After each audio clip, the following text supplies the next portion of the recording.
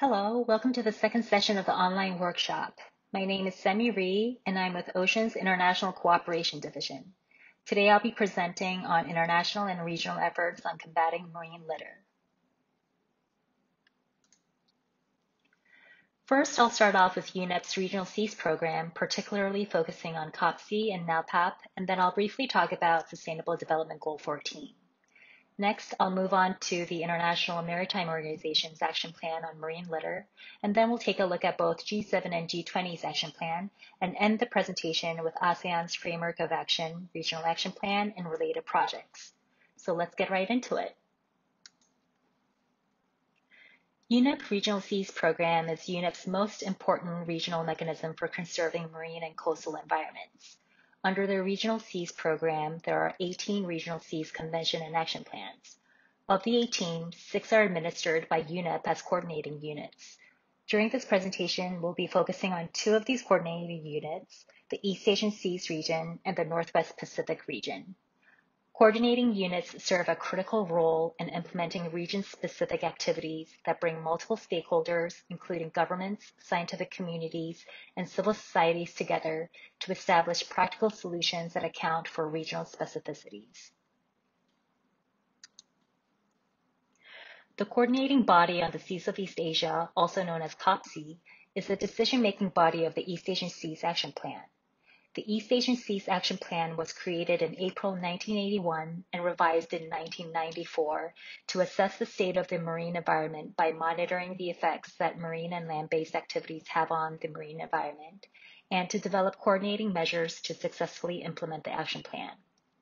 The action plan conducts long-term monitoring assessments that provide quality assurance, develop and maintain monitoring assessment programs, utilize and protect marine resources, manage the rehabilitation of vital ecosystems, and supports capacity building.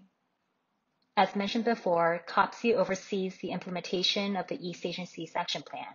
It has 9 participating countries, which are Cambodia, China, Indonesia, Republic of Korea, Malaysia, Thailand, the Philippines, Singapore, and Vietnam, with a secretariat based in Thailand. COPSI's objectives are addressing marine pollution, strengthening marine and coastal planning and management, and strengthening regional governance for marine environmental management of East Asian seas. In 2018, to guide the implementation of the East Asian Seas Action Plan's Strategic Directions 2018 to 2022 was created. Strategic Directions 2018 to 2022 predominantly focuses on addressing land-based marine pollution, strengthening marine and coastal planning and management, and supports regional governance through exchanging marine environmental management experiences and policies. To mirror the goals of strategic directions, the Regional Action Plan on Marine Litter was revised in 2019 to address the issue of marine pollution with a particular focus on nutrients, sediments, wastewater, and marine litter, including microplastics. Dr. Seonwook Kong and Dr. Jongmyoung Lee from OSEAN have served as advisors for the 2019 revision of the Regional Action Plan on Marine Litter. The primary objective of the Regional Action Plan is to prevent and reduce marine litter from land-based sources and sea-based sources, monitor and assess marine litter, and provide activities supporting the implementation of the action plan. Additionally, the Regional Action Plan directly supports the 9 participating countries to achieve Sustainable Development Goal 14 and aims to align its efforts and commitments to other regional frameworks as well.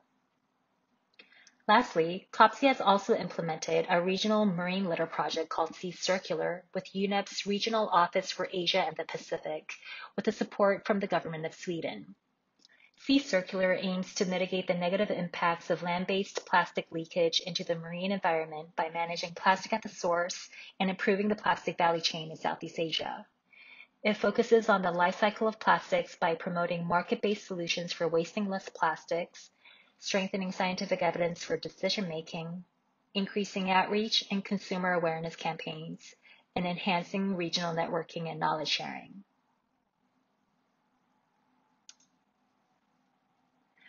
Before we skip over to NALPAP, I think it'll be worth taking a closer look at the revised Regional Action Plan on Marine Litter, since Dr. Seonwook Kong and Dr. Jongmyoung Lee from OSEAN have contributed to its revision. As I've mentioned in the previous slide, COPSI's Regional Action Plan on Marine Litter is comprised of 4 main actions: preventing and reducing marine litter from land-based sources, preventing and reducing marine litter from sea-based sources, monitoring and assessing marine litter, and activities supporting the implementation of COP-C's Regional Action Plan.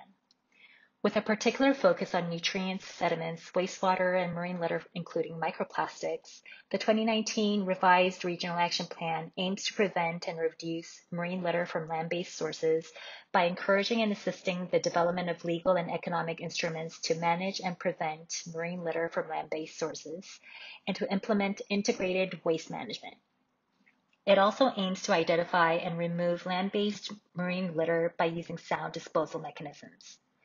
As for preventing and reducing marine litter from sea-based sources, the action plan aims to encourage and assist with the development of legal and economic instruments that are consistent with relevant international instruments and help with removing and disposing existing sea-based marine litter. The Regional Action Plan also helps to monitor and assess marine litter by establishing a marine litter monitoring expert group under the COP-C Working Group on Marine Litter, and by providing regional guidance on developing harmonized national marine litter and microplastic monitoring programs. Lastly, the revised action plan aims to support the implementation of the action plan by providing information, education, outreach, along with the involvement of stakeholders, and also by developing and implementing regional education, technical training, and capacity building. Now we'll take a look at NAPAC. In September 1994, the Action Plan for the Protection, Management, and Development of the Marine and Coastal Environment of the Northwest Pacific Region, also known as NAPAP, was launched as part of UNEP's Regional Seas Program. NAPAP's overarching goals are controlling, halting, and preventing any further degradation and deterioration of the coastal and marine environment and its resources, recovering and rehabilitating degraded coastal and marine environments, and maintaining long-term sustainability of coastal and marine environments and resources to ensure the benefits of present and future populations of the region.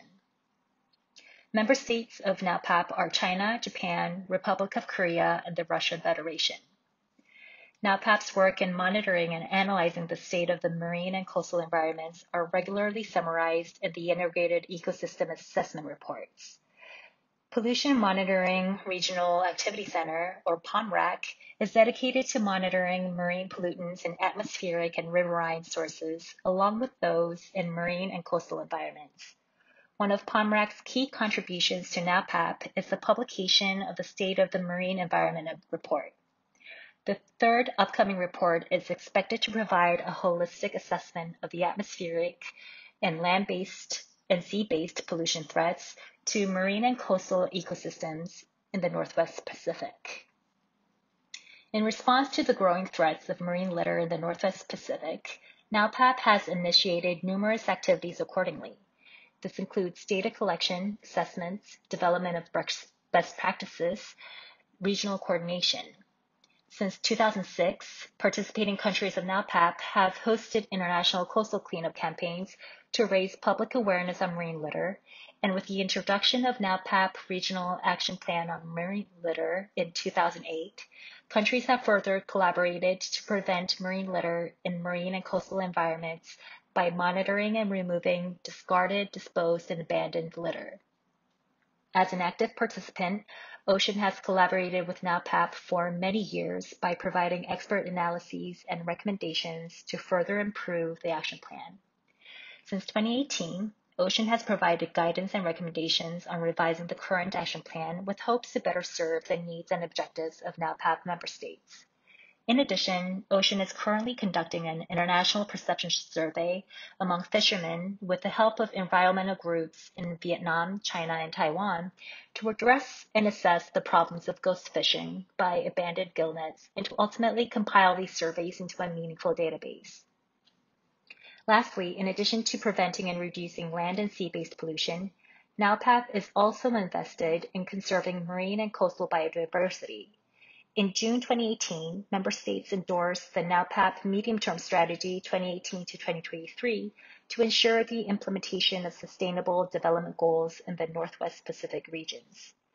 Through regional implementation of ocean-related sustainable development goals, NALPAP hopes to make Northwest Pacific's marine and coastal environments resilient and sustainable for the long-term benefit of present and future generations. As I mentioned just a moment ago, OSEAN has actively contributed in revising NALPAP's Action Plan on Marine Litter. Despite being one of the first regional seas programs to create an action plan on marine litter, NALPAP's regional action plan has yet to be revised since its creation in 2008. After the first regional overview on marine litter in 2007, which led to the creation of NALPAP's first regional action plan on marine litter, a second regional overview was conducted in 2011, and now the third regional overview is currently underway. Since 2008, there has been a lot of development in legal, institutional, and financial frameworks and an exponential increase in scientific studies to better understand marine litter and microplastics, and an increased effort in combating marine litter on national and regional levels.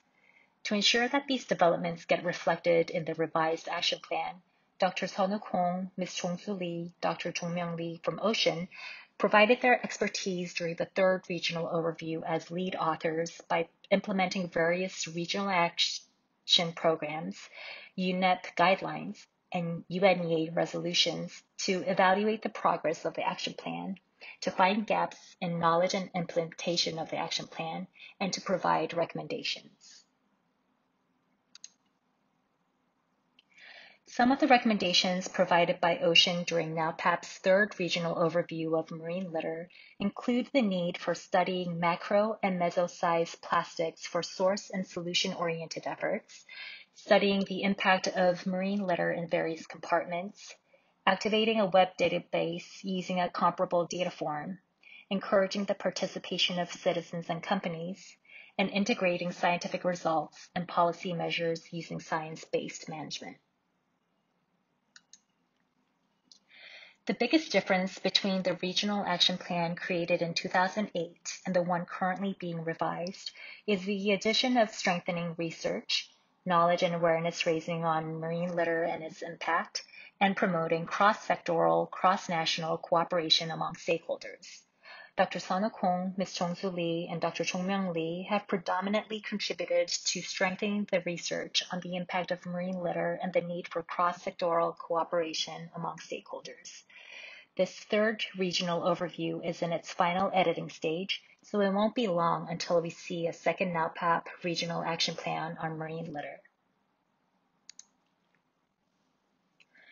Another effort by the UN on marine litter is Sustainable Development Goal 14.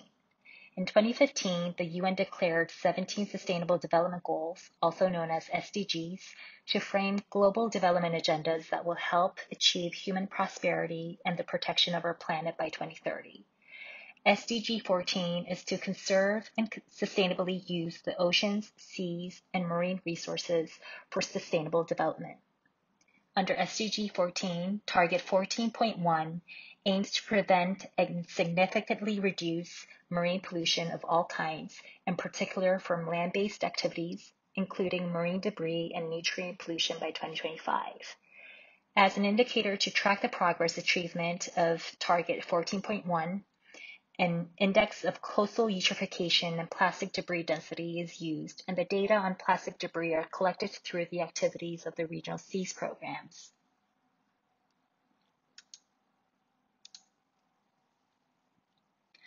Next, we'll move on to looking at the action plan adopted by the International Maritime Organization, also known as IMO. In October 2018, IMO's Marine Environment Protection Committee, also known as MEPC, held its 73rd meeting and adopted an action plan to address marine plastic litter from ships. Noting the harmful effects of macro and microplastics on marine life and human health, the MEPC decided to enhance regulations and implement new measures as existing regulations fail to prevent marine plastic litter from ships and discharges into the sea.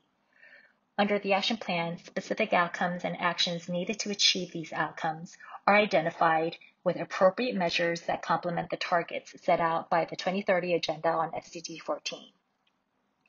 The action plan is reviewed and updated regularly and is expected to be completed by 2025. In addition to the action plan to address marine plastic litter from ships, IMO teamed up with the Food and Agriculture Organization of the UN and the government of Norway to start a global project supporting small island developing states and least developed countries in identifying opportunities for marine litter prevention and reduction, particularly within maritime transport and fisheries. The project is called the Glow Litter Partnerships Project, and it's in its first phase slated for 2020 to 2023, and it currently has 30 countries participating. In June 2015, during the summit in Elmau, Germany, the G7 leaders agreed on an action plan to combat marine litter. As noted in 2015 Leaders' Declaration, the G7 acknowledged that marine litter, in particular plastic litter, poses a global challenge directly affecting marine and coastal life, ecosystems, and potentially human health. They stated that combating marine litter requires a global movement and set out priority actions and solutions in the 2015 Annex to the Leaders' Declaration. Priority actions include addressing land and sea-based sources, removing marine litter, and engaging in education, research, and outreach. In July 2017, the G20 Action Plan on Marine Litter was launched at the Hamburg Summit. Subsequently, the G20 Implementation Framework for Actions on Marine Plastic Litter was established during the G20 Ministerial Meeting on Energy Transitions and Global Environment for Sustainable Growth in June 2019, and it was ultimately endorsed by the G20 leaders at the Osaka Summit. Under the G20 Implementation Framework, G20 members agreed to share their policies, plans, and best practices regarding their national implementation of the G20 Action Plan on Marine Litter. During the Osaka Summit, G20 leaders also adopted the Osaka Blue Ocean Vision to effectively facilitate the G20 Action Plan on Marine Litter. Osaka Blue Ocean Vision aims to reduce additional pollution by marine plastic litter to zero by 2025 through a comprehensive life cycle approach that includes reducing the discharge of mismanaged plastic litter by improved waste management and innovative solutions, while recognizing the indispensable need for plastics. In November 2020, a second report on their progress and actions implemented by the G20 members and their interested parties was published to provide up-to-date information to the overall international community. During the APEC ocean-related ministerial meeting in 2014, members of APEC adopted the Xiamen Declaration that called for an integrated and sustainable cooperation on reducing and mitigating marine pollution from land-based activities. To implement the Xiamen Declaration, the Oceans and Fisheries Working Group and the Virtual Working Group on Marine Debris created programs and initiatives addressing marine debris in 2016. In June 2018, 15 APEC members in Phuthon drafted the APEC Marine Debris Management Guidelines that were subsequently endorsed by the Oceans and Fisheries Working Group, which ultimately helped create the APEC Roadmap on Marine Debris. In August 2019, during the senior officials meeting in Chile, the Roadmap on Marine Debris was endorsed to encourage policy development and coordination regarding marine debris, foster research and innovative methodologies for monitoring, preventing, and reducing marine debris, share best practices and lessons learned, and to increase access to financing and promoting private sector engagement. In 2019, ASEAN nations declared their collective will to reduce marine plastics and to protect and restore marine environments. Building upon the 2018 East Asia Summit leaders' statement on combating marine plastic debris and implementing recommendations of the 2017 ASEAN Conference on Reducing Marine Debris, ASEAN member states held a special ministerial meeting in March 2019 to formulate the ASEAN Framework of Action on Marine Debris and to affirm their commitment to combat marine litter. The Framework of Action prioritizes policy support and planning, research, innovation, and capacity building, education and raising public awareness, and private sector engagement. Then in June 2019, this framework of action was subsequently endorsed and adopted under the Bangkok Declaration on Combating Marine Debris. In addition to the Bangkok Declaration, ASEAN member states recently adopted the ASEAN Regional Action Plan for Combating Marine Debris in May 2021. This 5-year action plan that includes 14 regional actions with 4 frameworks of actions on policy support and planning, research, innovation, and capacity building, public awareness, education and outreach, and private sector engagement is expected to provide member states with opportunities to address marine litter on a regional scale by collaborating and implementing long-term solutions that align with national plastic management agendas. In December 2019, to support the implementation of the Bangkok Declaration, Norway and ASEAN nations have agreed to join their efforts in combating marine litter by launching an ASEAN-Norway cooperation project on local capacity building for reducing plastic pollution in the ASEAN region. This multi-stakeholder project is expected to develop standardized, cost-effective monitoring methods to reduce plastic waste in rivers, and identify sources of plastic leakage, and to mitigate marine plastic debris impacting ASEAN nations. In addition, since 2017, a project called Closing the Loop is being carried out in 4 ASEAN cities, Da Nang, Kuala Lumpur, Surabaya, and Nakhon Si Thammarat, under the partnership between Japan and the UN Economic and Social Commission for Asia and the Pacific. Closing the Loop aims to reduce plastic waste pollution in these 4 cities and to identify and manage leakages into the marine environment. While echoing the goals of the ASEAN's framework of action on marine debris and the G20 Osaka Blue Ocean Vision, Closing the Loop strives to support local implementation of these 2 international instruments, along with SDGs 11, 12, and 14, by providing a more circular plastic waste management process. As you can see, international and regional efforts have been and continue to be an important driver in mitigating marine litter. Despite these multifaceted efforts, there is still much to be done to effectively combat marine plastic litter. I hope this presentation has provided you with a better understanding of some of the key international and regional efforts addressing marine litter, and I hope that you will enjoy the rest of the online workshop. Thank you.